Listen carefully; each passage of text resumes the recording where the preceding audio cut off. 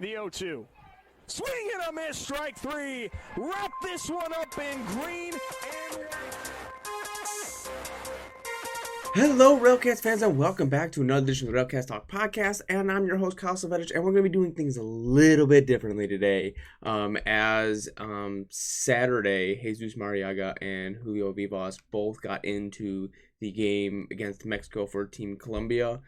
Before I get into that game, since I'm recording this right after Julio just got done on the mound against Great Britain, where he was put in another tougher situation.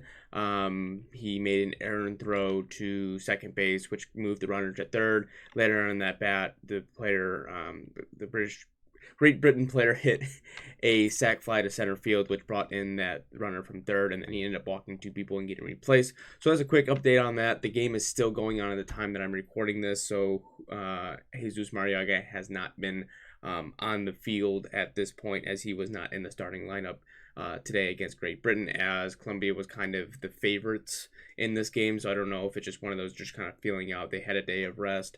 And, especially with them beating Mexico, that was huge as far as Mexico beating the United States. So, Mexico and United States were basically in the battle for the top. So if Colombia can win today and then they can win against the United States, I believe it is tomorrow. I think the game's at like 9 o'clock.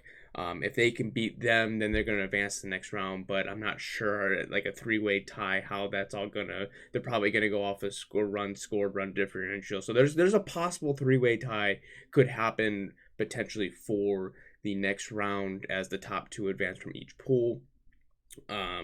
But right now, as the game is going on, Colombia and Great Britain are tied together at 3 apiece at the bottom of the fifth. So it just kind of depends on what they do in this game is the matter of what's going to happen throughout the course of that. But anyways, while we are here, we're going to talk about the game against Mexico. Well, great game, a 5-4 game. It ended in finals. I didn't watch all of it. As soon as Marriaga was out, I kind of peeled out of there and was like, all right, I'm done. Julio pitched, so that was kind of like, the only thing I was looking forward to those two players, and they played, and that was it on that aspect of it.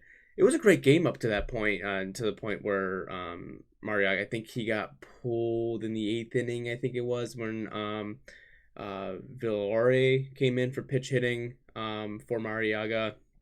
I think he just grounded out, or whatever the case may be in that aspect of it. But I do have the video. I did post the videos up on YouTube and then shared it to everyone. But I'll kind of break down, especially I want to break down. The only one I didn't put down was Jesus Marriaga's throw from left field, which, I think put Mexico on the board by 1, but it was like one of those throws that everyone was kind of like, oh, the guy's going to score easily. And then you kind of break the throw down, and you're like, oh, this could actually be pretty close if it was online. It was an offline throw, so it wasn't like one of those where it was like he was going to get him, but if it was online, he would have gotten by a mile. So I'll put that clip up in a second, but I want to get into the praise of Jesus Marriaga. He was the first at bat. I think he came in at the third inning. I guess it would be the third inning he came in. He got all this sort of praise, basically, from his manager, saying, the Diamondbacks gave up on him too early. He was 21 at the time. He's starting to blossom into himself. He has great speed, great power. So I wonder, we were talking about, after what he does in the World Classic of Baseball or World Baseball Classic, depending on what he does here, where he could potentially go. The offer from the RailCats has been extended, but it doesn't mean necessarily that he's going to take it. If a team sees fit for him, I think he has the raw potential. I think I would agree with the Colombia manager saying that he has that potential, and it's starting to come, because in the past 2 years with the RailCats, he basically dominated. He came in late this year because of visa issues, and he still dominated coming in, batting over 300 and showing his speed, that defensive prowess, his arm. He has an amazing arm, as he put it in showcase, which, you know what, I'm going to put that up. Not now. I was thinking about doing it now, but I'm going to put up the praise video first of the praise. So it's like a minute and a half kind of deal. So I'll put that praise video up, and then after that we'll get into the throw. Jesus, his managers was singing the praises of this young man. Of course, once a product of the Diamondbacks, he's just oozing on the talent that this guy has, and hoping that he can get connected with a club, and he believes he's about to take off. 1-1 pitch to him to the back door for a strike, and Cabrera seems to think that Marriaga is a case of a guy whose team gave up on him too early. You mentioned the 4 years in the Arizona system. Well, they let him go, and he was still just 21 years old.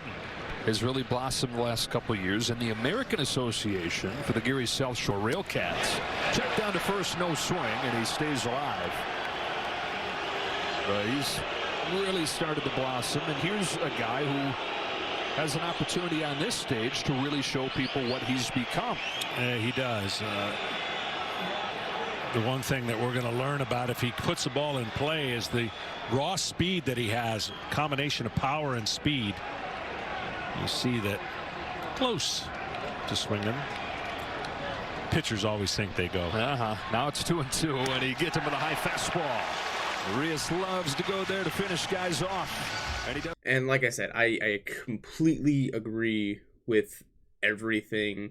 The potential for Jesus Marraiga. He's one of those players that I was just actually surprised that he was part of American Association, that he kind of got let go, from the Diamondbacks, because he has the built. He's built like a baseball player. He has a broad frame. He's big. He's fast. He's got a great arm. So just one of those that I'm surprised that they just kind of said, you know what, let's let it go. But yet again, at the time, being 21, there's probably other prospects around that time that were, about that look similar to him, and he just took a little bit time to blossom, and I think we're starting to see the blossoming coming. I don't know necessarily if he's MLB ready, because I mean, he's playing against Urias, who pitches for the Dodgers, kind of made him look a little silly on that aspect of the first bat he had, but he is. That's just something you would get throughout the time. He's been playing independent ball for at least 2 years. I know he's been playing the Columbia Winter League, that kind of stuff. But you're not getting that true MLB feel until probably you get to the double. I think majority of the time, most people say double A, which is kind of weird because triple A is kind of where, is the next step up. But double A seems like a lot of where those prospects would go. I would wonder if he gets taken by a team, if he does sign with a team, they throw him a double A and kind of see how he does against the pitching there, and maybe look up to the triple A aspect of it. It's depending on what he does. Now, like I said, he went 0 for 2 with the strikeout. The first strikeout, and then the second at bat, he hit a line shot to right field, which I was hoping was going to get down, but it didn't get down. But it was still a nice, solid hit, something that you would have seen from him during the time in the American Association right now. Now, like I said, it could just be one of those. It just depending on what's going to happen here. What he does, if he does play against the United States, what he does there, if they do advance, it's a small sample size for him to kind of prove himself a little bit.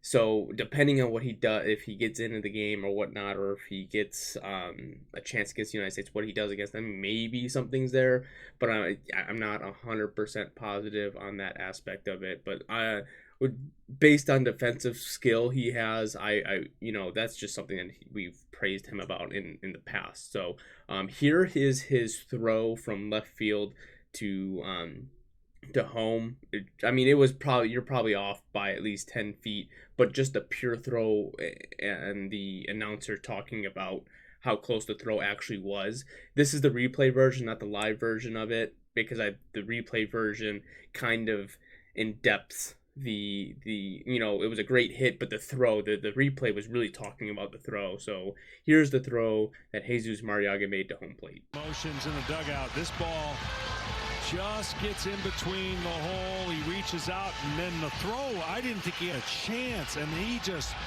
closed the gap with a throw. Good short hop catch, but it was offline, and an early lead for Team Mexico. And really looking at that play, I was, I sat there and I went, oh, this guy has a chance. And that was the funny thing.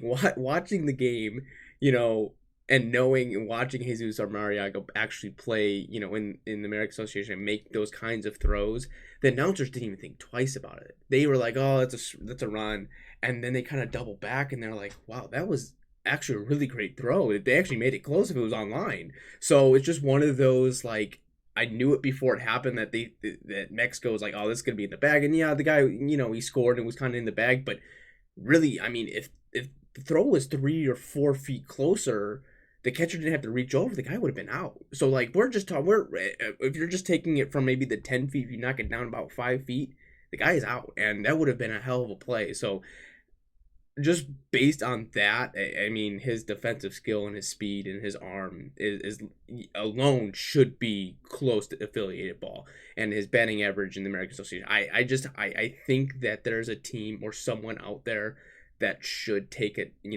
flyer on him. Maybe it's one of those where he does come back to the American Association, and maybe the Cubs. I'm not really sure about the Cubs roster. The White Sox roster is kind of filled out a little bit or something. Milwaukee is one of them.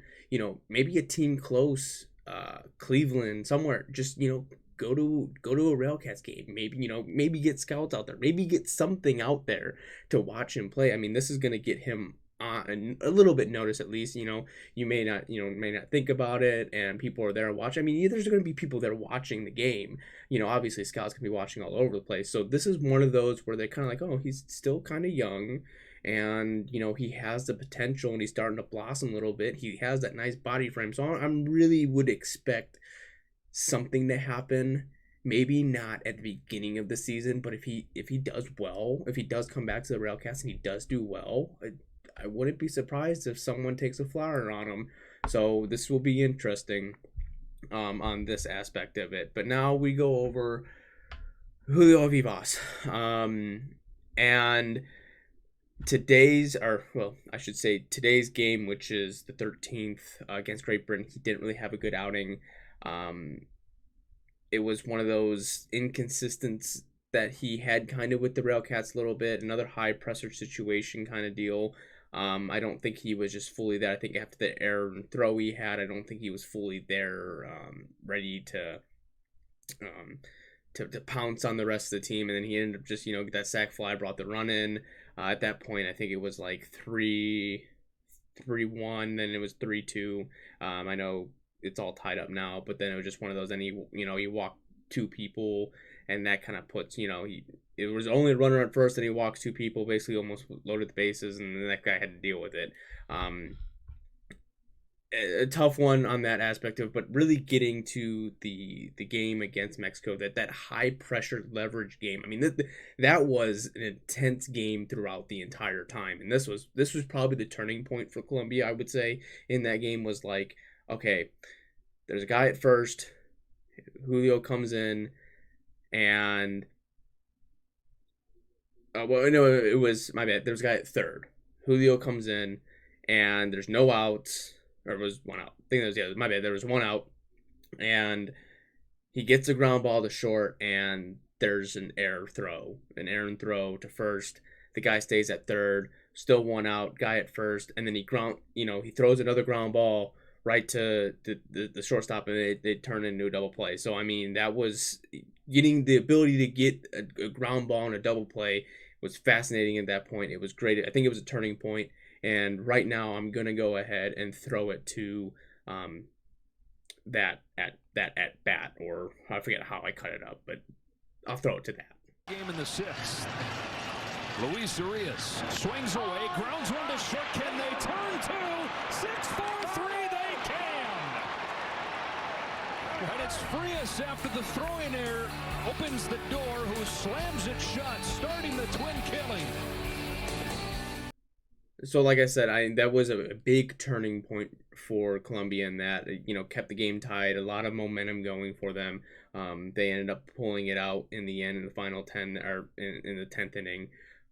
But overall, I think Colombia a little bit of the underdog. I think Colombia kind of fit into that wild card spot, and if they can get past Great Britain, that puts them in a pretty good situation to go ahead and, maybe move on the next round. But like I said, I think their offense needs to get going a little bit. I think that's what Colombia lacks a little bit in, is the offensive power, which, seeing that Mexico basically manhandled the United States, who the United States was basically the number one seed, or is the favorite in the pool that they're in. I think it's Pool C. Yeah, Pool C.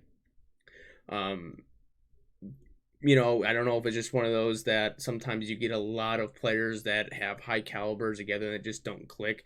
And then sometimes you get the teams that don't have such high power, but they start clicking really well. It's just one of those underdog games, especially only playing one game. You really don't know how the games are going to kind of play themselves out if matchups don't match up really well and that kind of stuff. But yeah, I this is something that I'll keep it up to date on, and this kind of stuff. But it's going to be kind of hard, as on Thursday, I leave for vacation for 10 days. The wife and her family and I are all going down to Florida. So I'm going to miss, mostly everything. I think I come back the 26th. So, I'll miss the final. So depending how far Colombia gets, I may miss a lot of it. But hopefully I don't miss too much. We'll kind of see how that works out. So if Colombia does advance, the coverage of it's going to kind of go down a little bit. As I was working today when I got home, I thought Colombia played the United States tonight, so I thought it was a little bit long. It was going to be a longer night or something like that, so I could watch the entire game. But I got back and they were already started the game, so it was that kind of deal on that aspect of it. So like I said, and that's for anything that goes on this week. Hopefully, if they play again, against the United States, maybe I'll have another podcast just kind of breaking down, highlights and that kind of stuff. If whatever happens, that kind of deal, or if there's any trades or anything like that happen with the American Association. But if there's any signings, whatever, after the 17th, after St. Patrick's Day, until the time that I get back, I will have little to no podcast or any kind of thing going on. So just be aware of that. If something happens, I don't have a podcast come out right away, that's probably why. I'll try to retweet or whatever what I normally do if I can. But like I said, I'm being in vacation mode, so I don't know how much coverage I'll be actually, if I need to be. I don't know how much I'll have, but on that aspect of it. So yeah, that is gonna wrap it up for me. For those who don't know, been watching on YouTube, I do have it up on Spotify now, and if you're listening on Spotify, I do have it up on YouTube as well. If you want to watch the actual videos of what I was talking about, that's going to be up on YouTube. So both platforms, I'm hoping to get YouTube, and then the rest of the normal podcast platforms kind of get uploaded to that as well. I'm working on all that stuff, but right now I'll just stick with the two that I know and what I'm going to work with. So yeah, that's going to wrap it up for me. I hope you enjoy the rest of your day, rest of your evening. Be sure to follow me on Twitter, Facebook, at RailCats Talk, or my personal Twitter handle, Case Vedich, for anything outside of the RailCats baseball, anything out on the other side of the world. Be sure to follow me on that one. But like I said, hope you enjoy the rest of your day, rest of your evening, and go Cats.